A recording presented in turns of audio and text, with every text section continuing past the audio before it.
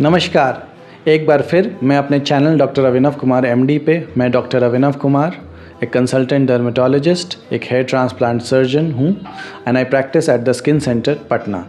आज हम बात करेंगे एक इम्पॉर्टेंट टॉपिक के बारे में जो कि है एक्सेसिव पसीना आना शरीर के किसी अंग में, जिसको टेक्निकली मेडिकल भाषा में हाइपरहाइड्रोसिस बोलते हैं। और इस वजह से बहुत लोगों को कुछ शरीर के कुछ अंग जैसे हाथ पैर या एक्जिला जिसको कांख बोला जाता है या शरीर का किसी अलग अंग पे ज़रूरत से ज़्यादा पसीना आता है। सो आज हम जानेंगे कि हाइपरहाइड्रोसिस क्या होता है जिसकी वजह से हमें पसीना आता है। हाइपरहाइड्रोसिस एक मेडिकल कंडीशन है जिसकी वजह से एक्सेसिव स्वेटिंग होती है शरीर के किसी पार्ट में। हमें समझना होगा कि स्वेटिंग क्यों होती है। स्वेटिंग एक बॉडी का थर्मो रेगुलेटरी मैकेनिज्म है जिससे बॉडी का टेम्परेचर को कम किया जाता है। So it can affect any part of the body such as hands, यानी आपके पाम्स पे या आपके सोल्स पे ज़्यादा पसीना आता है। एक्जिला यानी आपकी कांख पे या ग्रॉइंस पे ज़्यादा पसीना आता है। It can even effect your nose और फोरहेड, यानी आपके फोरहेड और नोज़ पे आप पाएंगे कि ज़रूरत से ज़्यादा पसीना आता है। तो इसके बेसिकली दो प्रकार होते हैं। एक होता है प्राइमरी हाइपरहाइड्रोसिस, यानी पसीने आने का कारण जेनेटिक्स है मेनली, इसके पीछे कोई दवा या कोई बीमारी कारण नहीं। और एक दूसरा कारण होता है जनरलाइज्ड यानी सेकेंडरी हाइपरहाइड्रोसिस। यानी प्राइमरी हाइपरहाइड्रोसिस यूजुअली फोकल होता है, यानी शरीर के किसी अंग में जैसे दोनों हाथों में और पैरों में पसीना ज़्यादा आता है। और वह देखा जाता है कि बचपन से लेकर बड़े तक ये पसीना हमेशा आता है, जिसकी वजह से पेशेंट्स को बहुत तकलीफ़ होती है। उनके हाथ से स्मेल आता है और उनके हाथ से पेन फिसल जाती है। उनका एग्ज़ाम के टाइम उनका पेपर ख़राब हो जाता है। और दूसरी चीज़ है जनरलाइज सेकेंडरी हाइपरहाइड्रोसिस। इसमें क्या होता है कि इसके पीछे कोई कारण हो सकती है, जैसे कि थायराइड की बीमारी या इसके अलावा डायबिटीज़, या कोई पेशेंट ऐसी दवा ले रहा है जिसकी वजह से उसको एक्सेसिव पसीना आता है, जो कि मोस्टली साइकेट्रिक दवाइयाँ होती हैं जैसे SSRIs या ट्राईसाइक्लिक एंटी डिप्रेसेंट्स TCAs जिनको बोलते हैं। तो अब देखिए जो भी है कारण है, हम इसके इलाज के बारे में बात करेंगे। क्या इसका इलाज है? देखिए सबसे इम्पॉर्टेंट तो इसका एक टॉपिकल ट्रीटमेंट होता है।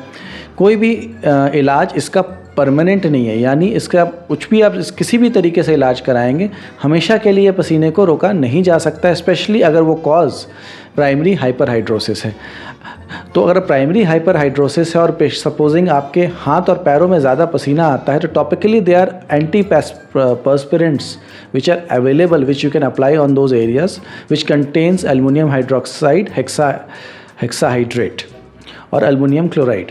तो इनको लगाया जाता है, जिसके बाद लगाने के 3-4 घंटे तक आपका पसीना आना कम हो जाता है। क्या कोई खाने की दवा है जिससे ये पसीना कम किया जा सकता है? जी हाँ। तो एक दवा होती है ग्लाइकोपाइरोलेट। सो इस ग्लाइकोपाइरोलेट दवाई को खाई जा सकती है, पर ये डॉक्टर के प्रिस्क्रिप्शन पे ही लिया जाता है। ये काफ़ी सीरियस दवा है और इसको डॉक्टर के प्रिस्क्रिप्शन पे आप ले सकते हैं। तीसरा चीज़ जो हम करवा सकते हैं जिसके बेसिस पे स्पेसिफिकली अगर आप ऐसे फील्ड में हैं जहाँ पे आपका ग्रिप बहुत इम्पॉर्टेंट है, जैसे आर्मी के फील्ड में या आप ड्राइवर हैं या आप सर्जन हैं, तो एक बोटुलिनम टॉक्सिन नाम का एक इंजेक्शन होता है जिसको जो अफेक्टेड पार्ट है स्पेसिफिकली पाम्स या एक्जिला में, वहाँ पे आप ये इंजेक्शन ले सकते हैं और इसके थ्रू आप 3 to 6 मंथ्स तक अपने पसीने को कंट्रोल कर सकते हैं। हाँ, ये इंजेक्शन आपको हर साल लेना पड़ेगा और जो इसका इफ़ेक्ट 3 to 6 मंथ ही रहता है। तो पेशेंट को काफ़ी रिलीफ रहता है इस इंजेक्शन से। सो मेरे काफ़ी फ्रेंड्स हैं जो ये इंजेक्शन लेते हैं जिनको बहुत ज़्यादा स्वेटिंग होती है। बट ये एक कॉस्टली इंजेक्शन है, आपको साल में कम से कम 10 से 15 हज़ार रुपये खर्च करने पड़ जाएंगे इस इंजेक्शन को लेने के लिए। इसके अलावा एक मेथड होती है आयंटोफोरेसिस। आयंटोफोरेसिस क्या होता है कि बेसिकली एक लो इलेक्ट्रिक करंट एक मशीन में बहती है, जिसमें आपको हाथ और पाँव को डुबा कर रखना होता है, जिसके थ्रू वो आपके स्वेट ग्लैंड का जो इलेक्ट्रिकल कंडक्शन होता है उसको ये डिस्टर्ब करता है, जिससे ये पसीने आना हाथ और पैर में कम हो जाता है। हाँ, ये आयंटोफोरेसिस आपके एक्जिला में या शरीर के किसी और अंग में स्वेटिंग हो रही है तो वहाँ पे अब ये प्रैक्टिकल नहीं है। इसके अलावा सर्जरी भी हम आइंटोफोरोसिस के ट्रीटमेंट में यूज़ कर सकते हैं, स्पेशली अगर कॉज सेकेंडरी है, जैसे कोई थायराइड का बीमारी है या कोई ऐसी बॉडी में ट्यूमर हो रखा है जिसकी वजह से बॉडी में ज़्यादा स्वेटिंग होती है, जिसको एक ट्यूमर जिसका एग्जांपल है फियोक्रोमोसाइटोमा, उसकी वजह से भी लोगों को ज़्यादा स्वेटिंग होती है। तो इन सब चीज़ों में अगर उस ट्यूमर को हटा दिया जाए, या एक सर्जरी होती है, इसको बोलते हैं सिम्पैथेटेक्टमी, तो उस सर्जरी को किया जाता है तो आपके सिंपैथिक सिस्टम की सप्लाई को उस पर्टिकुलर एरिया में काट दिया जाता है, जिसकी वजह से उस एरिया में पसीना आना बंद हो जाता है। होपफुली आपको मेरा वीडियो अच्छा लगा हो। Please subscribe to my channel doctor Abhinav Kumar MD। धन्यवाद।